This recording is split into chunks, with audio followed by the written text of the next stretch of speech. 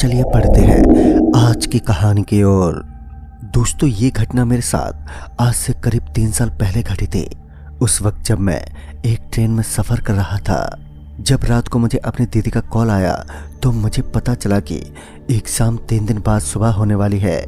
ऐसे में मुझे अभी और इसी वक्त अपने गांव यानी कि दीदी के घर पहुंचना था, क्योंकि उस वक्त मैं अपने पहले एग्ज़ाम देने के लिए भी जा रहा था। उस वक्त मेरी उम्र तकरीबन 20 साल की थी जब मैं अपने पहले रीट के एग्ज़ाम के लिए रवाना हुआ था। मेरी सारी तैयारियों के बाद मैंने अपने गांव के लिए ट्रेन पकड़ी। फिर मैं ट्रेन में बैठकर वहां से रवाना हुआ। दिल्ली से मेरे गांव का सफ़र लगभग 280 किलोमीटर पड़ता था, जो कि कोई आसान सफ़र नहीं था। मेरे एग्ज़ाम हमारे ज़िले यानी कि सीकर के अंदर लगने वाली थी। सीकर के एक स्कूल में। मुझे क्या पता था कि एग्ज़ाम से पहले मुझे किस खौफनाक का सामना करना पड़ेगा। मैं इन सब बातों से अनजान जाकर अपने बोगी नंबर 33 में बैठ गया। पूरी बोगी के अंदर यात्री बैठे हुए थे, लेकिन ट्रेन अचानक से एक छोटे से स्टेशन पर रुकी। लेकिन उस वक्त ट्रेन लगभग 2 घंटे का सफ़र तय कर चुकी थी और रात के लगभग अभी 10 बज चुके थे। तो मैं तुरंत स्टेशन के एक कोने में उतर गया। मैं उस स्टेशन के कोने में उतरा। अब मुझे काफ़ी ज़्यादा चाय की इच्छा होने लगी, क्योंकि कोई भी सफ़र हो उसके अंदर जब तक चाय का मज़ा ना आता तब तक वह सफ़र सा नहीं होता।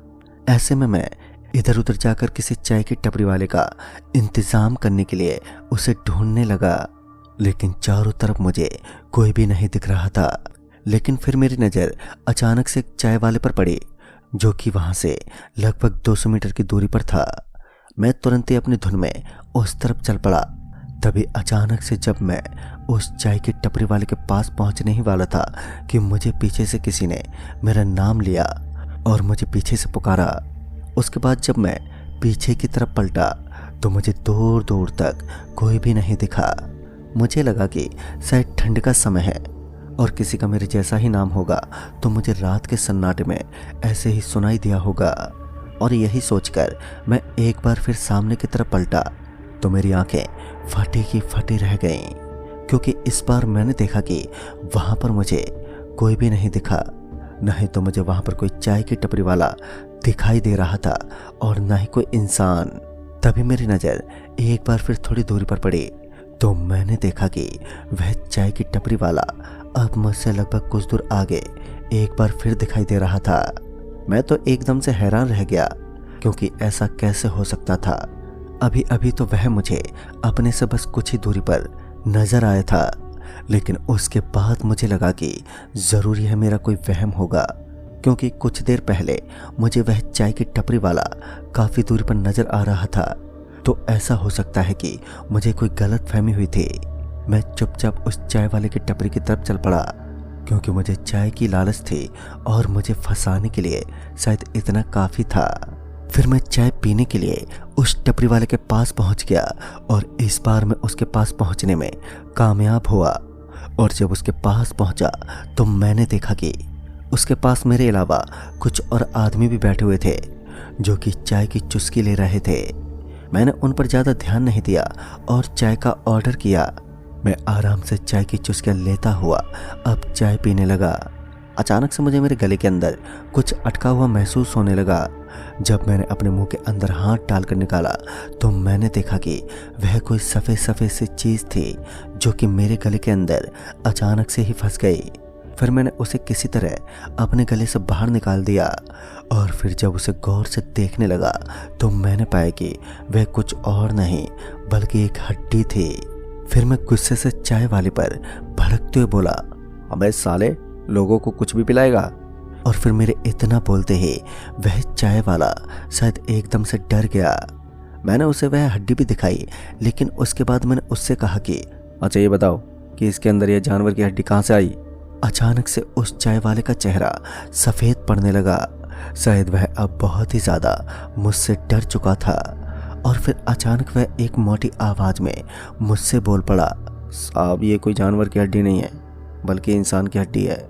और उसके इतना बोलते ही मेरा गुस्सा अब 7वें आसमान पर चढ़ चुका था।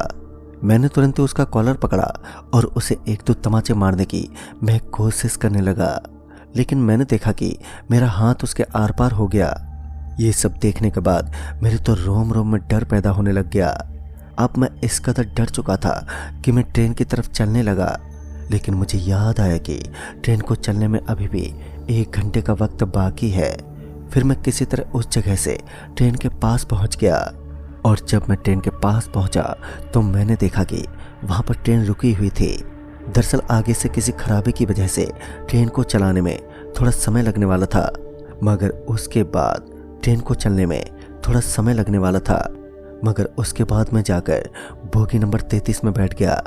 अभी मैं अपनी बोगी में बैठा ही था कि अचानक मेरी आंखों के सामने मुझे उस चाय वाले की शक्ल दिखाई देने लगी। अब ट्रेन के चलने का वक्त भी हो चला था और अब मुझे किसी भी तरह से इस जगह से निकलना भी था। मैं तुरंत ही ट्रेन के ऊपर वाली बर्थ पर जाकर एकदम से लेट गया और मैं काफ़ी डरा हुआ था। फिर मुझे अचानक से नींद आने लगी और फिर मैं सो गया, लेकिन तभी किसी ने मेरा पैर एकदम से पकड़ लिया। फिर जब मैंने अपने पाँव की तरफ देखा तो मैंने पाया कि वही चाय की टपरी वाला आदमी मुझे नजर आने लगा, और इस बार उसके हाथ में एक जग था जिसे लेकर वह मुझे मेरी आंखों के सामने खड़ा हुआ नजर आ रहा था। फिर उसके बाद उसने वह जग मेरी तरफ दिखाया और बोला, भाई साहब आपके लिए चाय बनाकर लेकर आया हूँ, एकदम कड़क चाय है।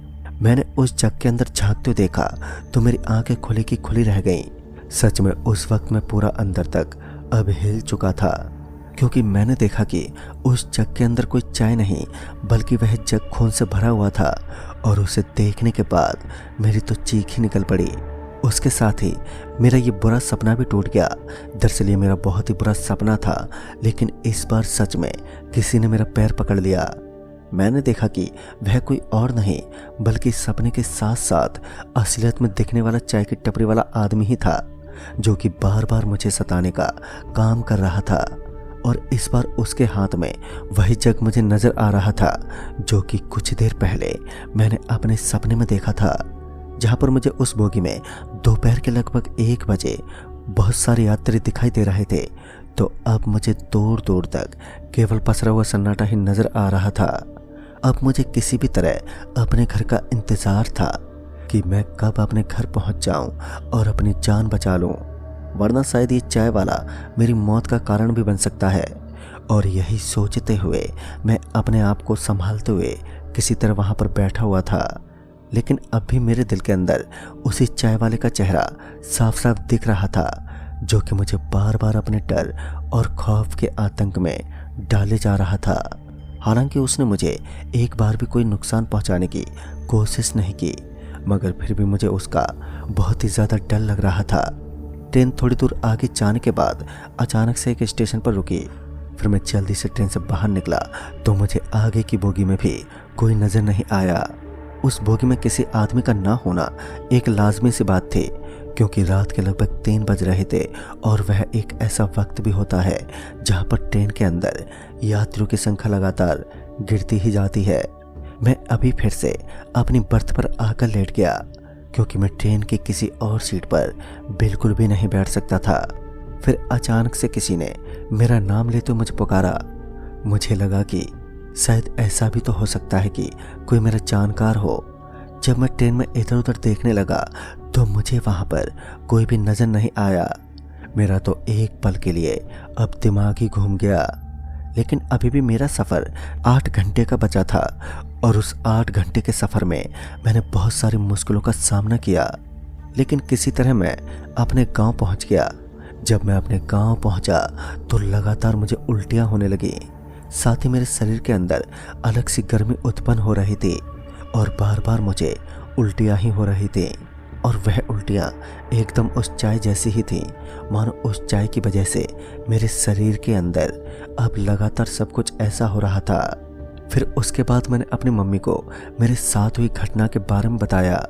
तब जाकर मेरी मम्मी ने मुझे एक ओझा के पास ले जाने का फैसला किया। फिर पूरी रात मेरी ऐसी ही हालत रही। एक बार तो मैंने देखा कि मेरे दरवाजे पर वही चाय वाला भयानक आदमी खड़ा हुआ मुझे साफ साफ दिख रहा था।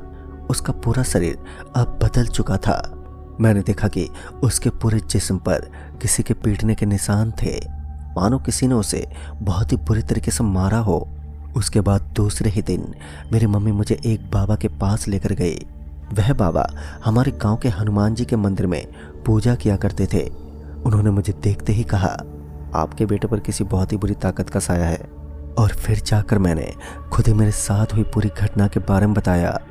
अब इसके पीछे का क्या रहस्य है ये तो भगवान ही जाने। खैर उस रात किसी तरह मैं उस खौफनाक मंजर से बच पाया। तो दोस्तों इस कहानी में बस इतना ही। तब तक के लिए बाय एंड टेक केयर।